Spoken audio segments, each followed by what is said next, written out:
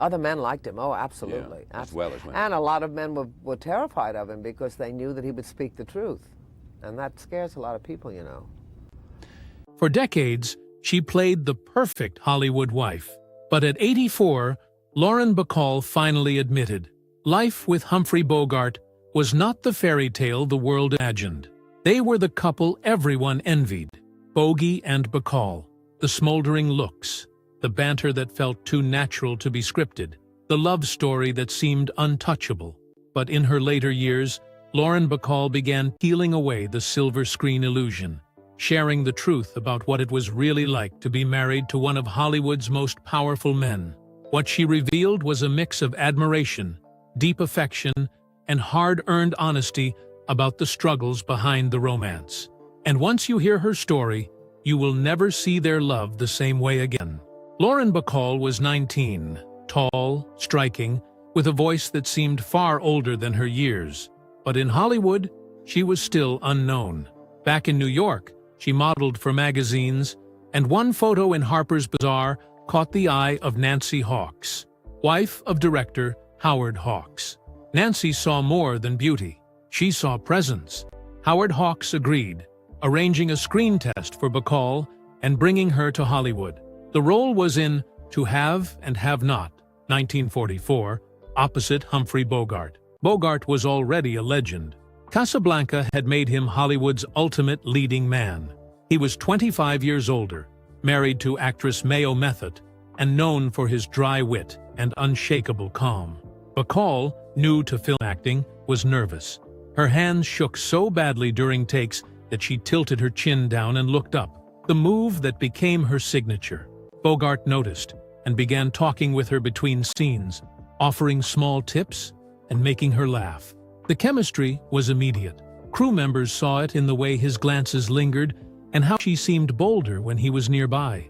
Bacall later said Bogart made her feel safe, grounded in a world that felt overwhelming. It was a dangerous attraction. He was married, she was barely out of her teens, and their director was wary, but neither of them seemed able or willing to ignore the connection growing between them. By the time To Have and Have Not wrapped, the quiet spark between Bogart and Bacall had turned into something impossible to disguise. They tried at first. Bogart was still married to Mayo Method, a relationship that had long been plagued by fights and mutual unhappiness, but divorce was not something taken lightly in the 1940s, especially for a public figure. Bacall, meanwhile, was still just starting out, and any whiff of scandal could have sunk her career before it began. But the pull between them was too strong.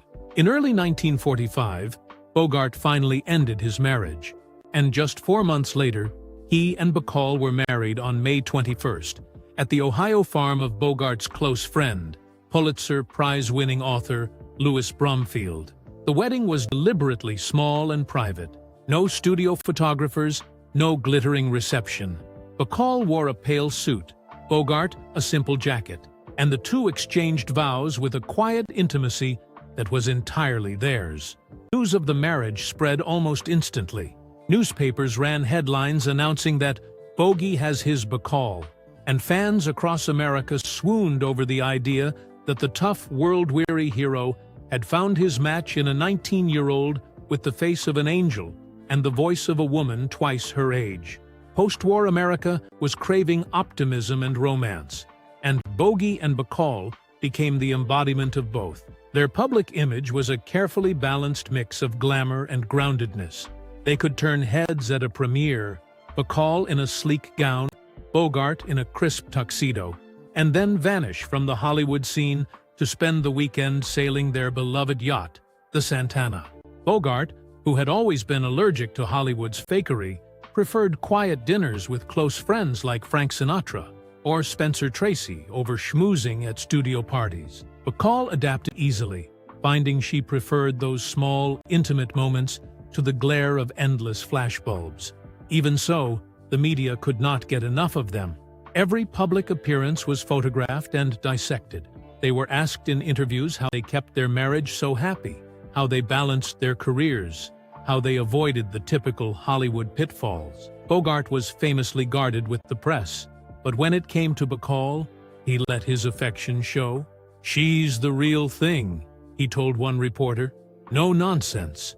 Bacall returned the sentiment, calling him more real than anyone in Hollywood, a man untouched by the industry's constant pretenses. But beyond the romance and the headlines, there was an unshakable sense of partnership. Bogart respected Bacall not just as his wife, but as a colleague. She was sharp, opinionated, and never afraid to challenge him. In a time when many actresses were encouraged to be quiet ornaments beside their husbands, Bacall was very much her own person, and Bogart admired her all the more for it. Their first collaboration had been lightning in a bottle, so it was no surprise that Warner Brothers rushed to put Bogart and Bacall back on screen together. In 1946, they starred in The Big Sleep, an adaptation of Raymond Chandler's classic detective novel. The film's plot was famously complex, so tangled that even Chandler admitted he was not sure who committed one of the murders. But audiences hardly cared. They came for the sparks between Bogey and Bacall, and they got them in spades. On set, Bogart treated Bacall like a true partner. He shared scenes with her generously, never trying to overshadow her despite his greater star power. Yet, he was also a perfectionist.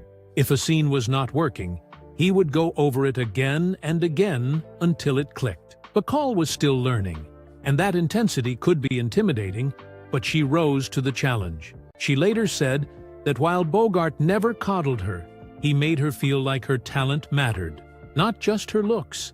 Their working rhythm carried into Dark Passage in 1947 and Key Largo in 1948. Each project seemed to deepen their creative trust. Bogart valued her instincts, even when they clashed with his own. They could argue over a line or a blocking choice, but there was no bitterness. Just two strong personalities committed to getting the best result. Away from the cameras, they shared a life that was refreshingly ordinary for Hollywood royalty. They enjoyed poker nights with close friends, sailing trips along the California coast, and evenings where the only agenda was conversation and a good meal. Bacall often joined Bogart on the Santana, where he felt most at peace. She admitted that some of her happiest memories were simply the two of them sitting quietly on deck, watching the sun sink into the water. Still, the public fascination with them never faded. To the outside world, they were the ultimate Hollywood love story. Two people whose on-screen passion was matched by their off-screen devotion. And in many ways, it was true. But as Bacall would later reveal, even the strongest partnerships have undercurrents that outsiders never see. For all their connection, life with Humphrey Bogart was not without its complications. Lauren Bacall was in her 20s, curious and restless, still figuring out who she was outside of the roles she played. Bogart was in his mid-40s, a man who had already lived through decades of Hollywood politics, 2 divorces, and the grind of fame. That gap in age and experience sometimes created an invisible line between them. Bogart's strength of character, the same thing that drew Bacall to him, could also be exhausting. He was decisive, confident, and deeply set in his ways. Once he made up his mind about something, it was nearly impossible to change it. Bacall, equally stubborn, would meet him head-on in arguments, sometimes over big issues, sometimes over the smallest of things. She later admitted they could spend hours circling the same disagreement, neither one willing to give an inch. Then there were the long stretches of absence. Bogart loved poker nights with friends and weekend trips on the Santana. Bacall often joined, but there were times when he went without her, especially if she was busy with their young children or her own work. She understood his need for that space. The Santana was his escape from the pressures of acting. But she also confessed that being left behind sometimes made her feel like an afterthought. Jealousy, too, had its place in their marriage. Bogart was not a man prone to dramatic scenes, but Bacall could sense his mood change when another man lingered in conversation with her.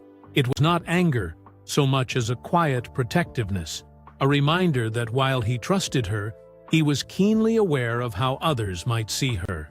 Years later, Bacall spoke candidly about these challenges.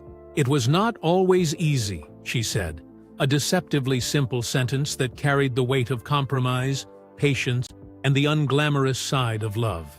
They were a couple in the spotlight, but their real relationship, the one behind closed doors, was made up of the same struggles and negotiations as any other. In the early months of 1956, life seemed steady for Bogart and Bacall.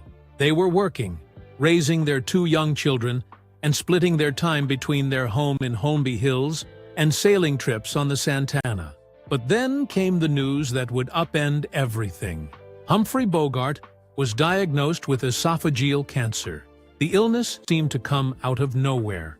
Bogart had always been a smoker and drinker, habits common in Hollywood at the time, but few imagined they could bring him down.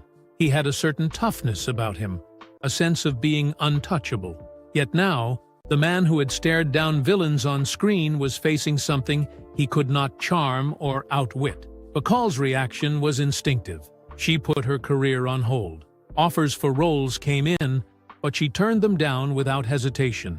Her days became a routine of doctor visits, hospital stays, and tending to Bogart at home. She made sure the house felt warm and familiar. Flowers on the dining table, their favorite records playing softly in the background, friends stopping by to lift his spirits. She smiled for him even when she felt like breaking. Years later, she admitted that maintaining that front was one of the hardest things she had ever done. Treatment was grueling. The radiation left him weak and in pain. His once steady voice grew hoarse, and he began losing weight at an alarming rate. Bogart, proud to the end, refused to let self-pity creep in.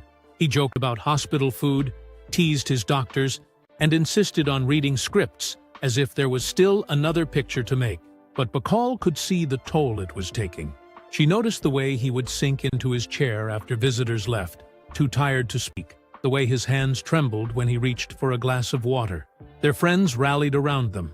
Frank Sinatra came often, sometimes staying late into the night just to keep Bogart company. Spencer Tracy and Katharine Hepburn visited too, bringing warmth and laughter to a house that had grown too quiet. Bogart appreciated the company, but he also drew strength from Bacall's constant presence. She was there in the mornings, in the sleepless nights, and in all the moments when there was nothing to do but sit together in silence. Bacall would later say that caring for Bogart during those final months defined her more than any role she ever played. She could not save him, but she could make sure he never felt alone. And even as she watched him slipping further away, she knew she was exactly where she was supposed to be. By the start of 1957, the reality was unavoidable. Humphrey Bogart was nearing the end. The man who had once seemed carved from granite now moved slowly, his steps small and deliberate, his frame thinner each week. The disease had spread, and even simple tasks left him exhausted. The house in Holmby Hills, once alive with the sounds of laughter, music, and poker games, had grown quieter. Bacall kept the curtains open during the day so sunlight could pour in, determined to keep the rooms bright. Friends still came, Sinatra, Hepburn, Tracy, but the visits were gentler now, filled with soft conversation instead of long nights of storytelling. Everyone seemed to understand they were treading on sacred ground. Bacall stayed close to him. She read aloud from newspapers, told him about the children's antics, and sometimes just held his hand in silence. Even then, Bogart's humor flickered through.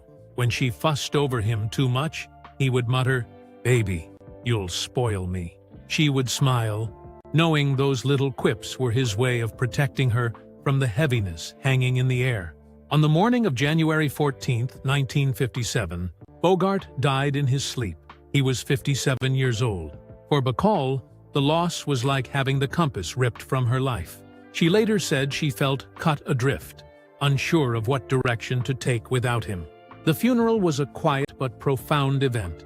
The church was filled with Hollywood's most respected names, but there was no spectacle, no grand speeches, no staged photo opportunities, just a sea of familiar faces, many with red eyes, paying their respects to a man they truly admired. Spencer Tracy spoke briefly, his voice breaking. Frank Sinatra sat in the back, his head bowed. Bacall stood tall throughout the service, her grief hidden behind the same poise that had captivated audiences for years. But those who knew her best saw the truth in her eyes, a deep, raw sadness that words could not touch. After the funeral, she returned home to a house that no longer felt like home. The poker table was empty. The Santana was moored without its captain, and Bogart's chair by the fireplace sat untouched. She tried to fill her days caring for Stephen and Leslie, but the absence was constant. In later interviews, she admitted that for a time, she believed her life had ended that day too.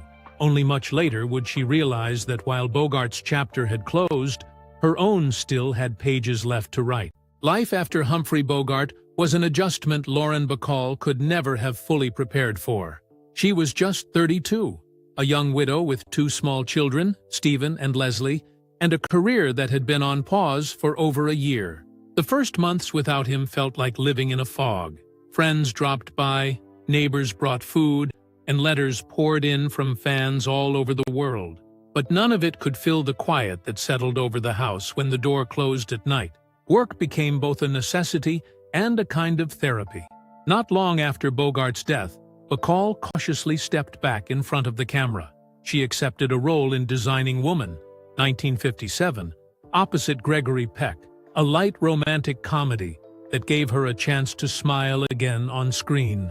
Critics praised her, but she admitted later that she was still going through the motions, her mind often elsewhere. That same year, she began a romance with Frank Sinatra. They had been friends for years, and Sinatra had been a frequent visitor during Bogart's illness. At first, Bacall found comfort in his company. He understood her loss in a way few could, but the relationship was short-lived and ended abruptly, reportedly after Sinatra learned of an engagement rumor in the press. Bacall later described the breakup as humiliating and a reminder of how exposed her personal life would always be in the public eye. In the years that followed, Bacall's career shifted in a surprising direction. While she continued making films, including Northwest Frontier and The Shootist later in her career, it was the Broadway stage that became her true second home. In Cactus Flower, Applause, and Woman of the Year, she commanded the stage with the same presence that had first caught Howard Hawks' attention decades earlier. Theater allowed her to reinvent herself, to step out from under the Bogey and Bacall label and prove she was a formidable talent on her own. Still, Bogart's presence never truly left her. His photographs remained in her homes. Their films together played on television, introducing new generations to their chemistry. Bacall often spoke of him in interviews, defending his legacy and correcting false stories when necessary. She was determined that the man she knew, not just the Hollywood icon, would be remembered. By the time the 1980s and 1990s rolled around, Bacall had built a life that was distinctly hers. She had friends outside the industry, a rich career in both film and theater, and a reputation for being unapologetically direct. Yet, when she spoke of Bogart, there was always a flicker of softness in her voice. No matter how much time had passed, he remained a defining figure in her life story. By the time Lauren Bacall reached her 80s, she had lived several lifetimes worth of experiences: Hollywood stardom, Broadway triumphs, personal losses, and moments of quiet reinvention. But it was in those later years that she began to speak more openly about her marriage to Humphrey Bogart, cutting through decades of glossy magazine covers and romanticized memories. In interviews and in her autobiography, Bacall admitted what fans had never imagined during the height of their fame, that life with Bogart, while deeply loving, was also challenging. He could be controlling, sometimes emotionally distant, and often so set in his ways that compromise felt impossible. "It was not always easy," she said, a line that understated the reality of living with such a powerful personality. And yet, she spoke just as passionately about his loyalty, his humor, and the way he made her feel safe from the chaos of Hollywood. She insisted that the public's perfect love story was not a complete illusion. The love was real, the respect was real, but the truth was more complicated. They had arguments, frustrations, and quiet stretches of misunderstanding, just like any other couple. The difference was that theirs played out under the gaze of an entire world. Looking back, Bacall said she had no regrets. She believed every challenge they faced was part of what made their bond so strong. Even decades after his death, she described Bogart not just as her husband, but as the defining figure of her life. And in her final reflections, she left no doubt. For all the flaws and all the difficulties, she would not have traded their years together for anything.